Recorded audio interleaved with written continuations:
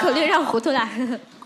笑死，别在这儿捣乱，我听到乱念是吧？好，那我们觉得肯定有很多人给你写信，我猜的。然后所以今天谁第一个来？我吧。行，我吧。竞争上我觉得你俩拼一个，要不然我有2封了，我还有一个远方的朋友。多远？远在北京。你要念完远方的两方的。你要念完2封信的话，我怕我这个信写的不够那个。那你再写点呗。行吧。好，来，我先来吧。这是这个远在北京跟你同一天举行生日公演的朋友。他说 ：“Hello， 怀瑾，这貌似是我第2次给你写信，不敢相信我们认识这么久，我才给你写过1次信，还是在好几年前。不知道给你念信的人多不多，我就长话短说吧。不知道你还记不记得我们吵得最严重的一次架？你怎么跟谁都吵架？”没错，就是那次。是哪次？我居然不知道。你知道啊？你怎么可能不知道？我跟周翔一共就吵过那1次大架。因为什么？因为他把房卡弄丢了。啊，这也吵架？对呀。好。我想你现在的表情肯定是懵懵的，就是想不起来是哪次了。他想错了。门儿清。是我们彼此分开第1年吵的那次架，在手机上。具体吵架的具体原因我已经忘记是什么了。在手机上吵的吗？我怎么记得是当面吵的呢？好，只记得当时的我很幼稚。我是周湘，面对事情的处理方式很幼稚。直白点来讲，就是很容易上头。虽然现在也很容易上头，但当时真的有点太容易被情绪牵着走。因为一点小事导致我们冷战长达半年。你天哪，你们房卡丢了吵半年架？不是，我怎么记得没有半年呢？好像真有啊！而且我后来想起来了，这个房卡罪该万死啊！我后来想起来了，真的在手机上吵过。真的？因为一个房卡？不是因为房卡，就是很多原因。好，这是导火索是吧？虽然没再聊过天，发过微信。其实这大半年里，我有很后悔，每每想到你，想到我们曾经开心的日子，想到你照顾刚来到勾兑的时候的我的样子，就后悔不该这么冲动的和你去吵架，因为一点小事就要失去了你这个重要的朋友。好在我们和好了，感谢白星宇，感谢你。我你检查一下，真的有这句吗？真的有这句，感谢白星宇。你把后面那句也读出来呀。感谢那天的草莓牛奶，能有个借口让你送我回房间。其实那天我没醉，我是故意的，故意让你送我回去，只想和你说声对不起，想和你和好。希望未来不管我们在哪里，属于我们友谊的线都不会再断开。也希望你要开心，是真的发自内心的开心。我喜欢当初那个爱笑爱说皮卡丘的张怀瑾。当然，现在的你我也很喜欢，生日快乐！谢谢夏夏，我给你的信还没写完呢，你怎么这么速度啊？好，那你替他报一下，那我替他报一下你吧。你一个人报2次，蛮这个超值的哦。没事，这是周翔，我现在是换回来了，我是白星宇了。对。Dear 怀瑾，你好。说实话，我已经忘记上一次给你写信是什么时候了，感觉已经变成了一个历史，甚至忘记了给你写信的内容有关什么。于是，在这个夜深人静的凌晨3点，我打开了2019年0609 Team 界哈库纳马塔塔张怀瑾生日加拉票公演开始回顾。一切都是那么的熟悉。那个时候我们还是无忧无虑的小女孩，我是扎着单马尾、脸颊微胖的。也没有必要这么形容自己了，其实真是有一点点可爱。确实，你是说那个时候，而你有着扑闪扑闪的大眼睛，举手投足都透露着一股文青的气息。在读信的时候，我对你的生日进行了一些感悟和点评，发表了有种看女儿长大了的感觉，进行了我们认识的还不久，不算什么知心好友。你申论应该考得不错吧？我觉得。为什么？就是这个进行了什么，发表了什么，以什么为中心目的的演讲，这个听起来很耳熟。好。进行了一些我们认识的还不久，不算什么知心好友，只是酒肉朋友的言论。那个时候对你说不要一个人吃饭，看起来实在是太孤独了，以后可以找我和周湘一起吃，好像实现了，我们一起吃了快6年的饭了。认识你的时候，你闪闪发光，带着自信。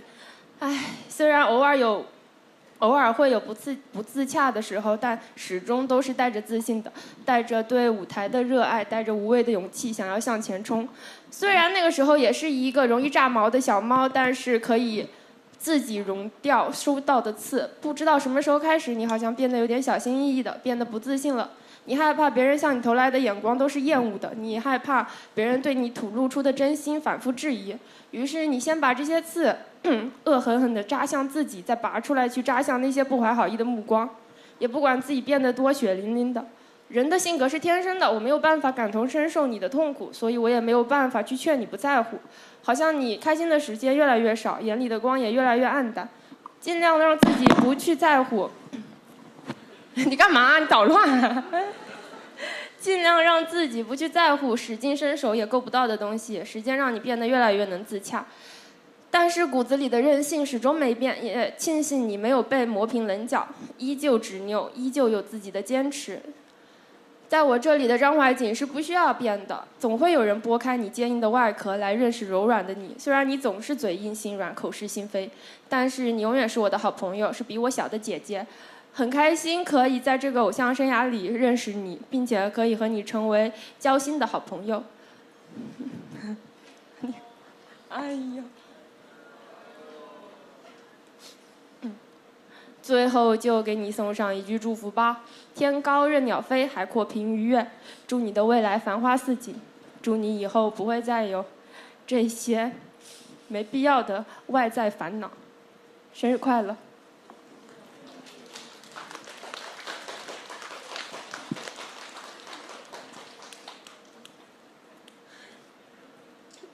哎呦，真是写的有点长呀，感觉，天哪！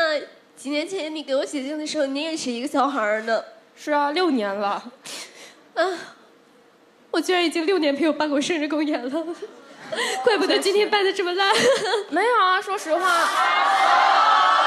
对啊，很好，很有创意。一开始我刚刚说就是你越来越不自信了，但是今天看了你的生日公演，我觉得你一点也没变，和6年前的你一模一样，还是就是很有自己的想法，在自己可以做到的事情上，对吧？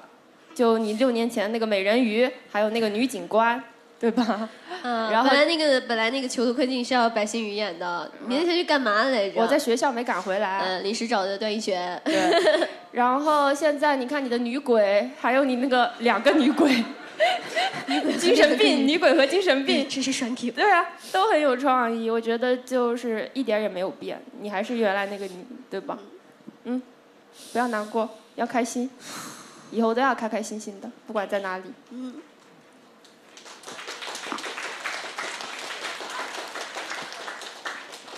下一个。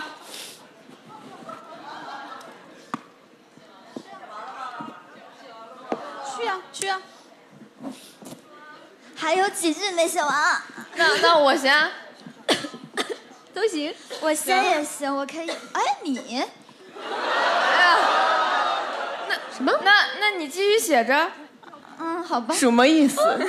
唐程程也写信了。哇，好尴尬，我群里吊牌没摘。你还对。你这个，我还以为你要帮我摘下来。拿着爱的号码牌。来吧。呀，亲爱的怀瑾老师，生日快乐呀！居然一时间不知道该说些什么，感觉又有很多话想跟你说。我们认识的时间并不算很长，好像数起来也是因为那句“小妞想我了吗？”我曾经一度以为你是一个很高冷、很不好相处的人，因为你有着一张小说里高智、理智、冷静、精英大女主的脸。但是私下跟你接触、跟你相处才知道，你其实是一个很好相处、很热情、很可爱的人。你从来不会让我尴尬，也从来不会在台上让我的话掉在地上，就是很好。我也知道你看似大大咧咧的性格背后，其实隐藏的是你的柔软与细腻。你总是怕麻烦别人，你总说东北女人就是要闯荡，就是要坚强。但是我想说，有的时候该依靠朋友就不要自己硬撑着。你回头看看，我们一直都在陪着你，包括他们。一生姐妹大过天，一生姐妹一辈子姐妹。你怎么跟我一起说？来，跟我一起说，一生姐妹大过天，一生姐妹一辈子姐妹。你看，我们大家都陪着你。这个祝福的方式有点是吧？有点奇特吧？有点老艺术家了，是吧？开心了吧？唐丞丞以前是跑什么场的？这个啊，亲爱的怀瑾老师，这段时间你的辛苦我都深有体会。顶着残破不堪的身躯爬到练习室，给我们一波一波的人有一波一波的训练。哎，开玩笑，说正经的哈。就好比昨天晚上你都已经头痛到脸色发白，但是还是要坚持跟我们一遍一遍的跳。就是希望怀瑾老师可以好好注意身体，别再这样透支身体了。然后也跳错了，哈哈。也没有啦，很好看嘛。最后要跟你说，亲爱的怀瑾小妞，生日快乐！希望你接下来的每一天都开心，你要当最最开心、最最幸福的大美妞。希望真心喜欢你的人越来越多，也希望大家可以珍惜这么美好的你。希望你可以健康平安，也希望你可以多依靠在意你的我们，只要你需要，我们一直都在。怀瑾生日快乐！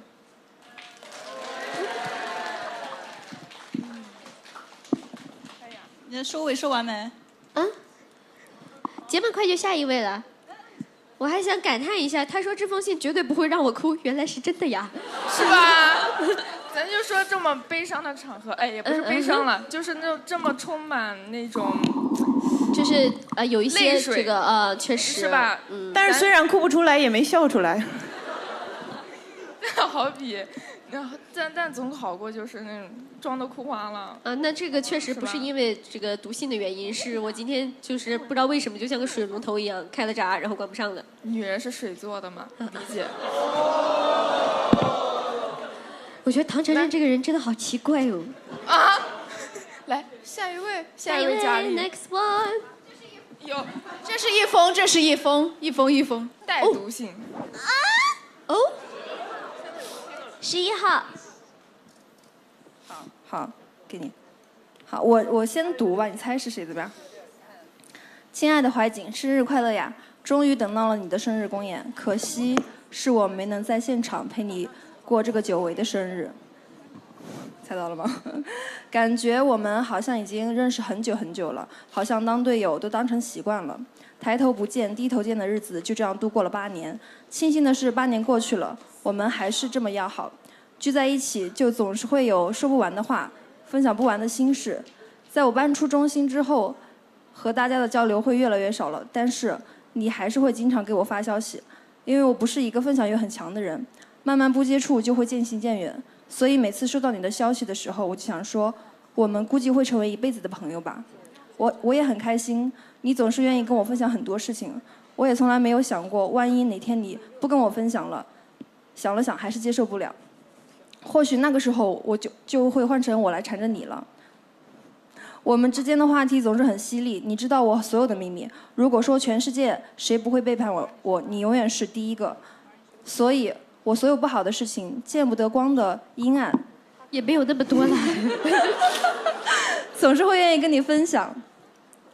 阴暗的想法 ，sorry， 少看了2个字，吓死我了。我心想，我知道那么多不该知道的事情吗？我们经常开玩笑的说，我们的聊天记录如果传出去的话，我们就完蛋了。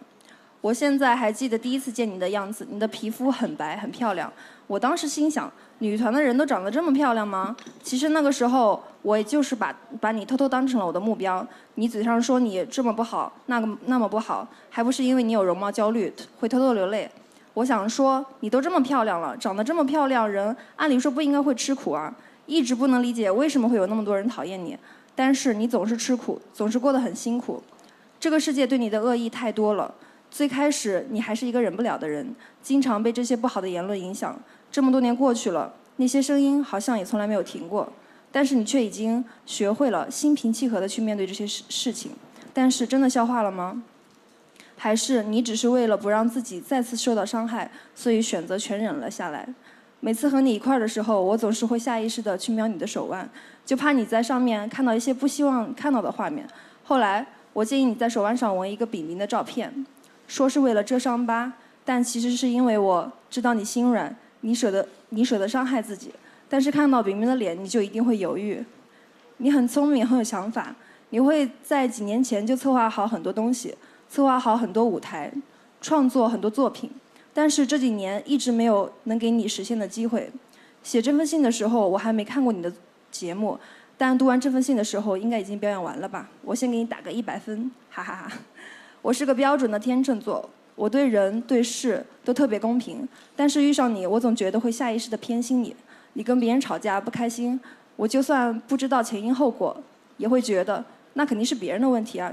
就算你有问题，那肯定是有自己的原因。已经形成了一种脑残粉的形状了。奇怪，在构思这封信的时候，我有好多话想跟你说，但真正写在下笔的时候，我的脑海里的画面好像只有我们在北京一起训练的时候，每天抱团取暖的样子。8年的时间真的过得很快，20岁出头认识的人总是印象深刻。我很心疼，为什么你不能再顺利一点？心疼你总是受伤，我只希望你可以再幸福一点。你也可以被坚定，被选择。今天你一定要被幸福包围哦。几年前我给你写的信里，我说好多人喜欢你，台下的人都是为你而来的，他们举着黄色的荧光棒，现在依旧还在这里。台下都是坚定选择你的人，你真的很值得被爱，至少我永远爱你。猜到了吗？这个讨厌的人。他上一次给我的生日公演写的弹幕是这一次不在，我下一次一定会在的。那你有没有什么想对他说的？我觉得他应该会在看公演吧。应该会吧。哎，这个唐人这话怎么说来着？一生姐妹大过年，一句姐妹一辈子姐妹。爱你哦，显宝。好啊，我要替显宝抱一个。下一封。好，我们是个双人。拼的，这是我们是一个拼的信双人信。对。怎么了？嗨，张怀瑾。这是我第一次参加你的生日公演，也是第一次给你写信。但很巧合的是，我现在去回忆第一次对你有印象是什么时候，居然是你在北京的生日公演。是不是你们去巡演的？对，我当时去巡演，然后你们后台的那个显示屏上刚好在放你的那个 PV。我印象可深刻了。当天下午演出的时候，金音乐说今天是怀瑾前辈的生日公演，可是我觉得勾兑的某个前辈真的好漂亮哦。金月人呢？这是金影院吗？金月人呢？真的吗？他刚刚有说，你最漂亮了，怀瑾。我都不记得我是跟着N队一起去巡演的，但我还记得你的生日公演。我实在是想不起来我们的关系怎么变成现在这样的。因为你不要有奇怪的停顿好吗？因为我们长达2年的时间里，只停留在草莓牛奶好友这个程度。而且去年有一个小事件，我好生你的气。啊？去杭州那次？不是，我昨天的 MC 就是在说张怀瑾。好像有点印象。我说有人抛弃了我，那个人就是张怀瑾。啊，你不要这么大声好吗？是你不知道的事，很懂吗？你以为自己？好，我们约好去普陀山的那次了。然后呢，后面我们聊天的时候，我跟你说我好生气，你很快就滑跪了。让我想起来你之前说，很久之前的你还是很犟的，不会跟别人说软话。所以我觉得我们拉近关系的时机其实很好，2个人都不那么幼稚了。我之前觉得你是个很正经的人，但是过年的时候让我发现了你的另一面。因为我会突发奇想做一些比较离谱的事儿，但你每次都很痛快地跟我说好啊，走吧。然后过年的时候是我们变亲密的契机，你跟我去见我们的朋友们，虽然很社恐，但是还是在跟我的朋友们尽力的交流。下雪的时候，我们在找一家我们之前去过的店，因为我不会看导航，结果走过了3个路口。你一边笑一边骂我，我没有一起往回走。但是东北的冬天一点都不浪漫，因为冷得想死，冻得鼻涕都流下来了。我还经常带你回家睡觉，我买了投影仪和蜡烛，想你来我家玩的时候，我们可以一边看电影一边聊天，但我们根本就没打开过，因为每次躺到床上，我们就睡得像死猪一样。你比我更像，因为我发现你有的时候睡觉打呼噜。你们怎么回事？都跟我睡过是吧？确实。我之前以为你是个爱生气的小女孩呢，因为你经常跟白新宇生气。是他欠。对，我还没说完。但是和你接触多了，我发现我经常做一些让你很无语的事情，你也没生气。只是双标，凭什么？因为他头发长吗？只是跟什么？只是跟我翻个白眼，所以看来是白新宇太气人了。发现这一点之后，我跟你的相处也更加的轻松和放肆。本来我这段只写到这儿的，但是我刚刚听到你竟然跟周湘也生过气，所以我又觉得你是不是跟你比较亲密的人才会生气呢？也不是，就是我感觉我这个人是阶段性的，就是我很少朝别人发火然后可能就少有的几次都让他俩摊上，没办法，这个运势不行，就没办法，对吧？好吧，也说不定你哪天也摊上了呢，一点都不好玩，真的。真的吗？我想试试。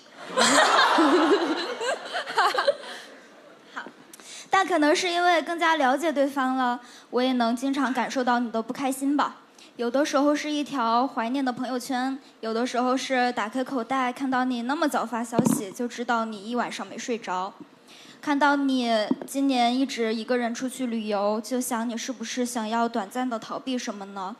看到你旅游的时候在口袋的分享，你说你去哪里逛街啦，然后你的酒店还没有到入住的时间啊，你吃了什么东西，去了哪里玩，然后这个时候我又在想，那你晚上一个人躺在床上的时候，会不会想起一点不开心的事情？不会，我睡得跟死猪一样。好，总之呢，就是不知道从什么时候开始，总是会去关心你的情绪，可能是爱你的表现吧。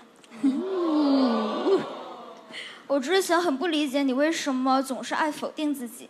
过年的时候聊到我们的家庭、成长环境啊什么的，我就是一下子能理解了，但是又觉得很难过。明明你有那么多优点，但还是会觉得自己不够好。MC 的时候，你也是在下意识地否定自己，觉得自己准备的不充分，觉得自己拍的 PV 不够好。什么时候张怀瑾能丢掉这种习惯呢？可能很难吧。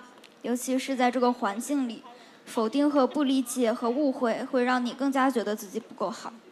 很开心你有改变自己的勇气，我也知道这种勇气有多难，但是希望你可以实现心中所想，然后不要害怕。好，我会一直陪着你的。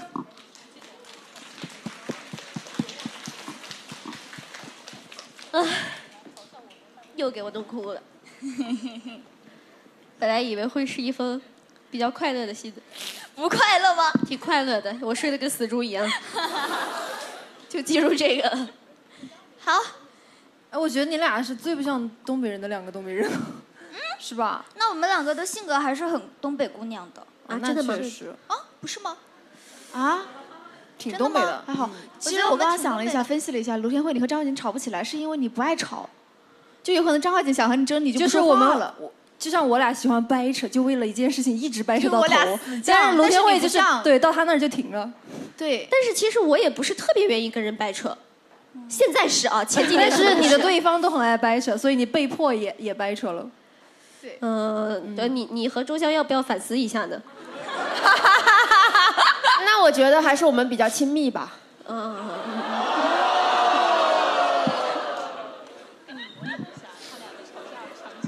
有一股火药味儿。哼，哎，我让你看看以后跟谁更亲密。那你们现在亲一个，让我看看亲不亲密？什么？我说你们现在亲一个，让我看看亲不亲密？你去死去！好，你看上去没有什么要对我说的。也有啦，就是觉得卢天慧是一个我过去就是觉得我绝对不会跟他成为朋友的那种人，因为就是我大部分时间喜欢那种特别简单、特别清澈、一眼就能看透的人。有些人不要对号入座哦，就是是百心语吗？就是怎么说呢，一条线的那种嘛，因为我觉得就是会很容易看懂，然后跟这种人相处就一点都不费力气。听到没有？清澈的愚蠢。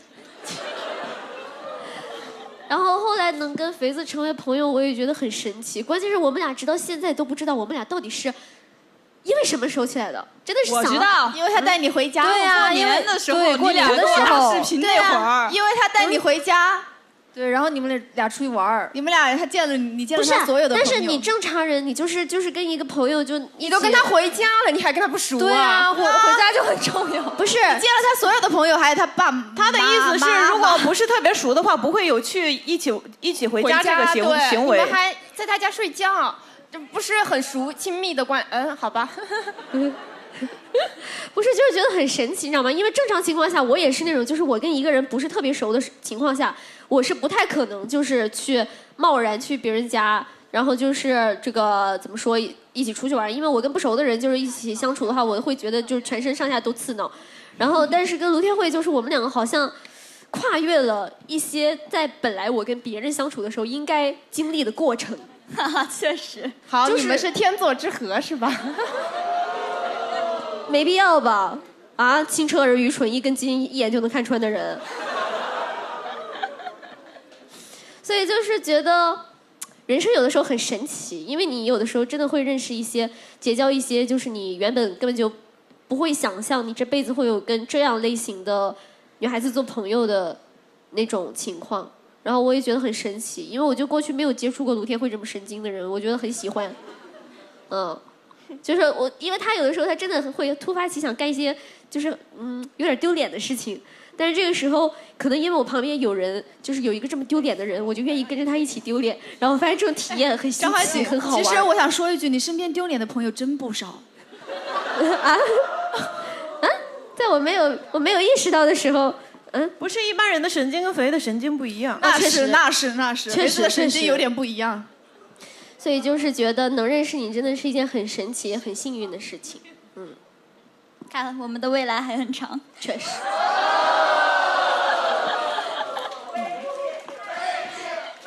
好，刘姐来吧。刘姐，哎，你不会以为别人在下面 call 你肥姐吧？啊，他不是叫我肥姐吗？他们肥姐啊。他以为是飞姐。我这封一点都不悲伤，非常热血。真的。好，来了啊！来了啊！昨天凌晨收到你的写信邀请，气得我怒骂你怎么不开公演了再说。是前天。没有，咱们在排练的时候就。什么东西啊？清澈而愚蠢，一根筋，一眼就能看穿。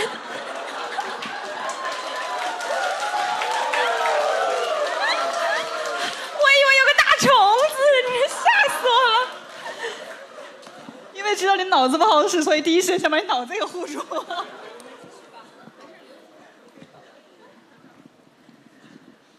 就是咱们排练的时候已经是8号了。啊，是吗？话虽如此，但其实在你邀请我之前，我也想为你写下在团里我能写给你的最后一封信。但是其实我很忐忑，因为我觉得你在写信这方面难逢敌手，实力雄厚。我觉得我技不如你，怕是无甚天才。但细细想来，你写信打动人，其实并不是因为多有文采，而是对人细致入微的观察和真挚的情感。回看初时，不甚了解的我，总觉得你是个工整无趣的人，做着一个队的队长，总在规矩严肃的据理力争，好像上学时班上学习自律、戴着眼镜的纪律委员，用户画像跃然纸上。没有主动的想过，但潜意识里应该是对于你敬而远之的。不知从什么时候开始，我们变得熟悉了起来，可能是因为8年老兵吧。这么想来，其实也不算早了。想起那时候总觉得是很近的事儿，但是也已经过去了4年，好像我偶像8年就是被4年分割一个节点。那时候的印象都变得模糊了，但那时候的快乐、感动、痛苦和冲动都还是历历在目。我们在深夜的休息室，拖延症晚期，定好的8人节目，一半人临时脱逃，说下次一定。我们在我好像是脱逃的那一个是吧？我也是吧？没有，你上，你上了。我记得是张萌慧儿。哦，我就是。你上了。哦，那天哪，我好有责任感。我们在死到临头的舞蹈房，萎靡地看着彼此，大喊：“我真的不想排练。”我们在网上到处找节目要版权被拒。我们好像一起做了很多啼笑皆非的事情。我们在凌晨4点突发奇想去天安门看升旗仪式。都说火象和风象是煽风点火组合，会做一些匪夷所思的事情。怎么你这个土象也会乐在其中呢？可能是因为真的很快乐吧。这些快乐在整个偶像生涯中不那么多。因为像在沙漠里找绿洲，所以显得那么的让人唏嘘怀念。这个更像小校园、小宿舍一样的地方，好像还没有到社会，不是同事之间的分寸距离。它让我们分不开生活工作，一天24小时相处，让我们一起笑、一起闹，又让我们在悲痛低沉的时候互相安慰。我们好像一群长不出树荫遮蔽的杂草，被困在阴暗潮湿的地方，看着好似触手可及的阳光，却永远也够不到。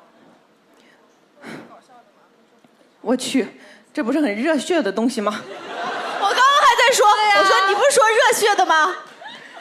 我以前一直觉得你是完全的应怨人，但逐渐的我发现，你不仅有应怨的冷静聪明，施怨的正义无畏，舍怨的野心智谋，更有换怨的正直和坚韧。你真的很坚韧，又很真诚。可能平时的聪明让人总对你多了一层误解，我深有同感。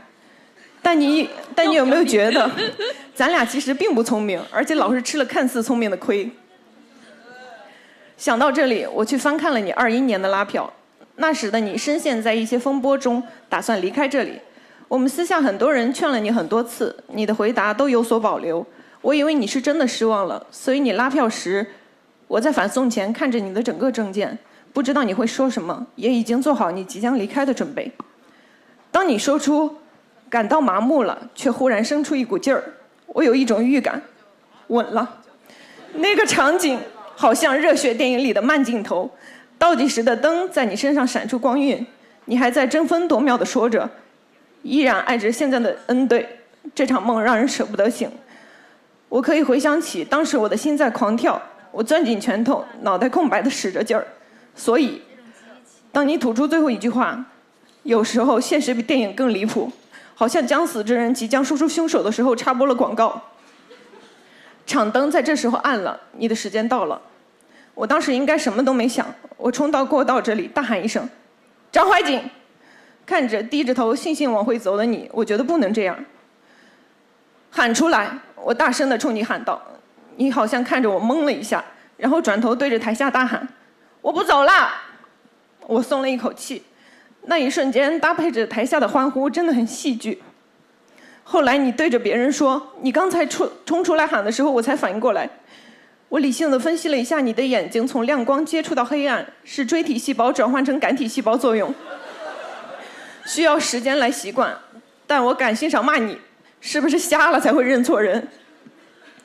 有时候世界就是这样阴差阳错了，就像你会认错人，就像现在还是会回到3年前。不同的是，不同的地方不同了，我的想法不同了，你的想法不同了，那么当然你的做法也不同了。因为我本以为这是一个很好的结果，你却又因此遭受恶意。在经历这么多莫须有的骂名后，你也学会了谨慎，你也学会了小耳朵竖起来，小嘴巴闭起来。我们从小被规训，却要花无数的代价，几十年的时间去习惯这规训。早已被规训的人却在拍手叫好，真是荒诞戏剧的世界。我依旧相信你和以前一样，感到麻木了，却忽然生出一股劲儿。相信你会在人生中乘兴而来，尽兴而归。相信你有对这个世界见招拆招的能力和信心。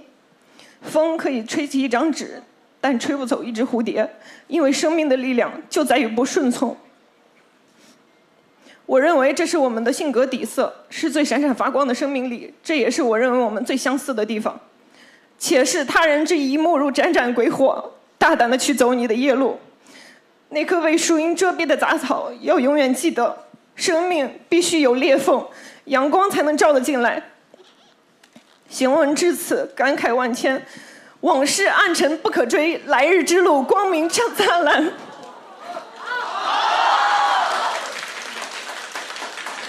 愿你所有的日子都比不上明天的光辉。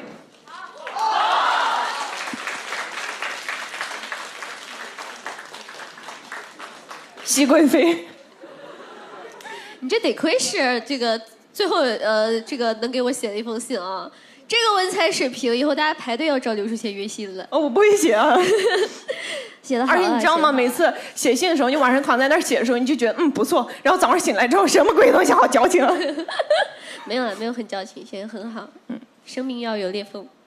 我也觉得我们两个，我觉得我们两个最像的点是不认输。不管遇到什么情况都不认输。就自己心里面知道该怎么做，知道自己怎么做是对的，就会一直朝着那个方向使劲儿。也好神奇哦，刘志贤以前也是我觉得我绝对不会跟做朋友那种人，因为他看起来好凶啊。在优唐的时候，特别是当时刘贤去逼对戴艺，他怕死你了。我很活泼，真的。后来接触了，发现是挺活泼的。你知道我之前就是还想过，就等你毕业的那一天，当时 N 队上新公演的时候有一个设定我特别喜欢，就是说，虎族的队长组长，不好意思啊，就是大哥嘛，他是就在我们那个设定里面写，他是去远方游历了，带着那个 Ice Queen 的那个冰雪项链。然后我当时就觉得就是这个设定很好，因为我当时就想，我想刘淑贤毕业了，是不是我们下一套公演里面就会写局族的局长也带着什么什么什么？局族的局长不好意思，局族的组长也带着就是什么什么东西，然后去远航了。就是我觉得这种设定很给人一种希望，就是好像大家明明走散了，但是这个跟你走散了的人其实都在各自的地方在努力。对，还在某个地方就是经历他自己的冒险的生活。你毕业公演的时候，我应该不知道，可能还是会给你写信吧。所以很高兴认识你。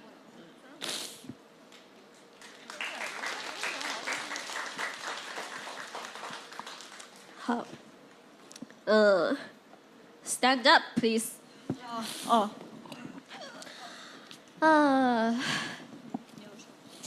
我其实算了，反正我待会儿拉票的时候再说吧。我感觉我们这个生日公演已经拖得够久了，就是今天真的出了蛮多岔子的。然后但是就是唐人说要给你变个魔术让你不哭哎。他说要给你变个魔术。是我们俩一起，我们俩一起。好，他刚刚要我加入，好土啊！你看，来吧，不要，来，3、2、1。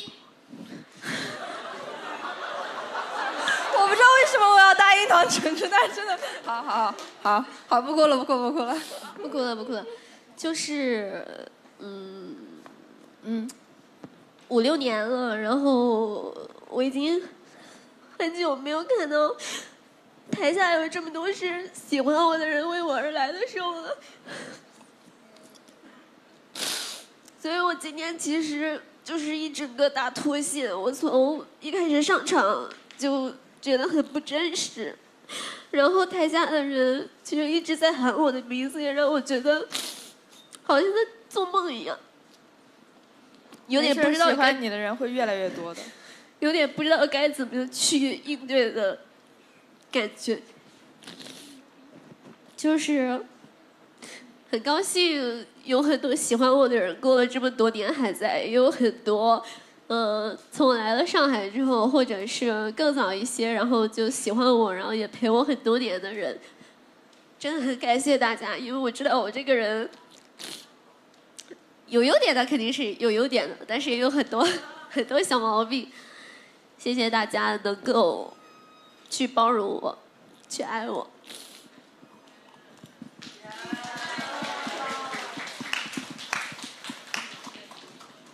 要合影吗？对，那我们还是来吧，先来合影。不，先哦，最后祝怀瑾拍照。好，合影合影。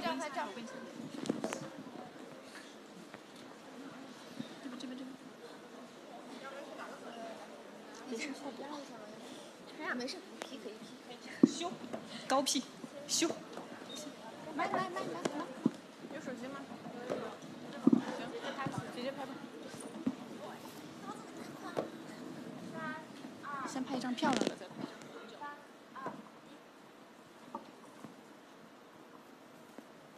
3、2、1，3、2、1，3、2、1，我觉得可以。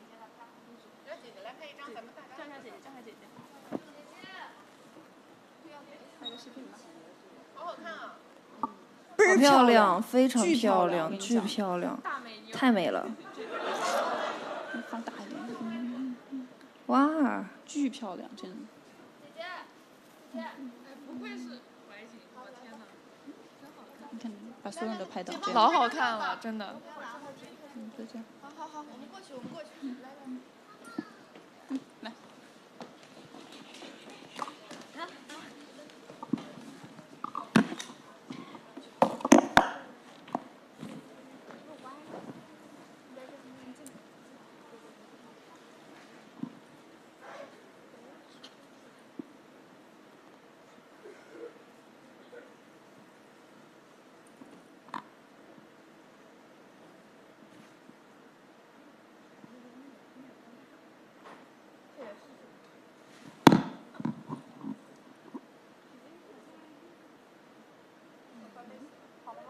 好了吗，姐姐？